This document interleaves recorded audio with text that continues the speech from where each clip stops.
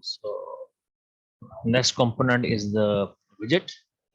So widget are the small visual application component that you can find on your screen of the mobile. So the widgets, uh, some of the common widgets you can say are the music widget, weather widget, and clock widget, etc. So widget could be of many types, such as information widget. That can some of the can be a control widgets, some can be collection widgets, and some can be the hybrid. That is a mixture of all. So Android framework provide us the various type of widgets. So widgets are special variation of broadcast receivers that allow us to create dynamic interactive application components for user to embed them at their home screen. So types of widgets are information widgets. These widgets displays crucial information and track how the information uh, changes over time. For example, you can say clock widget and weather widget that provide us the information that when the weather is going to be changed, you get all the information on the screen about that. That become the information. Collection widget are the collection of information of the same type for browsing information and opening any one of the element to view the detail. So some of the example is the music widget, as it can skip, pause, and play music outside the music application. So it's collection of widget. Collection widgets are what the collection of information of same type. So music widget was what that you got a collection of music, all the MP3 points, and that show all the files that having the MP3 version. Control widgets. These widgets display the information functionalities, and by using them, the user can trigger from home screen without opening the application. So when you are playing the music on your mobile phone, so if you want to pause that music, you're already getting the image on the screen that you can pause it. So you can click on the pause, or you can stop it. You can stop it, or you can make to the next song. So you're already getting on your screen about the images of the song that is playing, or you can say image of the application that is running the music. So what the widget is that in the using the widget, we can easily pause the music, play the music, forward, play the next song, or stop the music. So that's small part of the screen that showing the information about the music application. Control widgets is that uh, these widgets display functionalities. By using them, the user can trigger the home screen without opening the application. So that is being done already. So hybrid widgets are what? These widgets combine the feature of all the above three widgets. So music play widget is control the widget, but it also inform the user about which track is going to be next after this particular song, which means it's a combination of control and information. That is, we call it as a hybrid widget. So these are the four types of widgets: information collection, control, and hybrid. What is widget is that view give you some view on the screen of the mobile that what is going to be the next, and that widget can be of type of information. It can be collection, it can be control, or it can be hybrid. Views.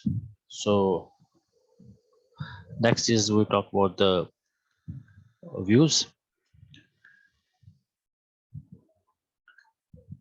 View is a, you can say, used to create a useful input fields.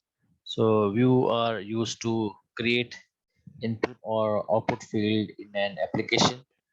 Uh, it can be an input text field, or you can say a radio field, or an image. So these are same as that we use in HTML. So view are used to create the input and output field in an application. It can be input text field, radio field, or an image. So these text input, radio field, images are same as in HTML. So view is responsible for drawing and event handling. So they are rectangular elements on the screen.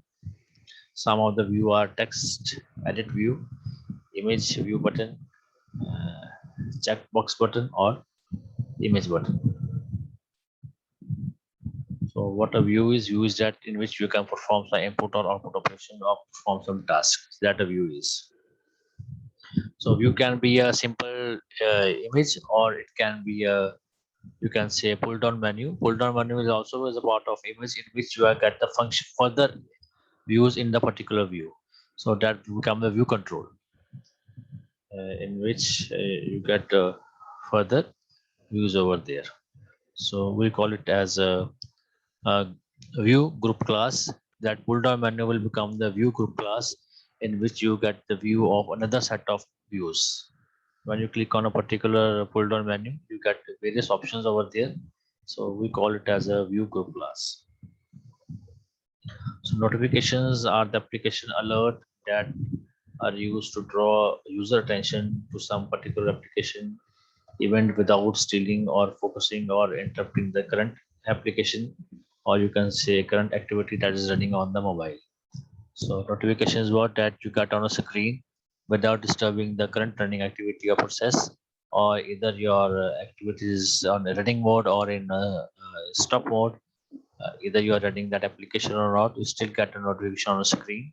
So notifications are the application alerts. Alert means that you got a message on screen that you got a new WhatsApp message. Still your WhatsApp is not active. When you get a notification, you can open the mobile and read that message. So notifications are application alerts that are used to draw user attention uh, to some particular application event without stealing focus or interrupting the current activity of the user. It alerts user when the application is not visible or inactive. That I asked you earlier, that your WhatsApp is not active, still you get a message on screen that you got a new message. So that become the notification.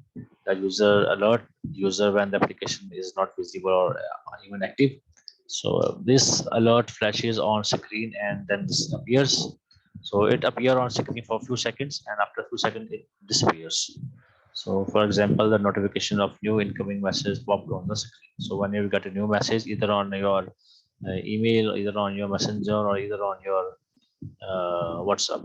So it's appear for a few seconds, and after that, it disappears. The intent are used to signal to the Android system that a certain event has occurred. Intent often describe the action which should be performed and provide data upon which such an action should be done. For example, that you want to access something on internet, it means you need a browser. If you need a browser, which browser you want, you can have multiple browser on your system. So you can choose any one of the browser from that. So intent often describe the action that should be performed and provide data upon which such action should be done. So action is what? To run the browser, and provide data. Data means what type of browser you are having in your mobile. For example, your application can start browser component for certain URL via an intent. So, but how does the Android system identify the component which can react on the certain intent? So that is being done by the intent filter, that I want to run the URL. So intent filter will provide me the information to run the URL you are having, either you say Google Chrome, or you have, say, let's say Safari, and some other browsers that your mobile is having. So that information being provided by the intent filter, that gives the information that to run the URL, what applications are there in your mobile. So the component can register itself via intent filter for the specific action and specific data. An intent filter specifies the type of intent to which an activity or service or broadcast receiver can respond by declaring the capability of the component. If an intent is set to the Android system, uh, the Android platform run the receiver determination. It uses the data included in the intent. If several components have registered for the same intent filter, the user can decide which component should be started. So this is how the intent filter works. So this is all about the components of the Android application. So these are the activities, services, content provider, broadcast viewers, intent, widgets, views, notification, and intent. Sir, can I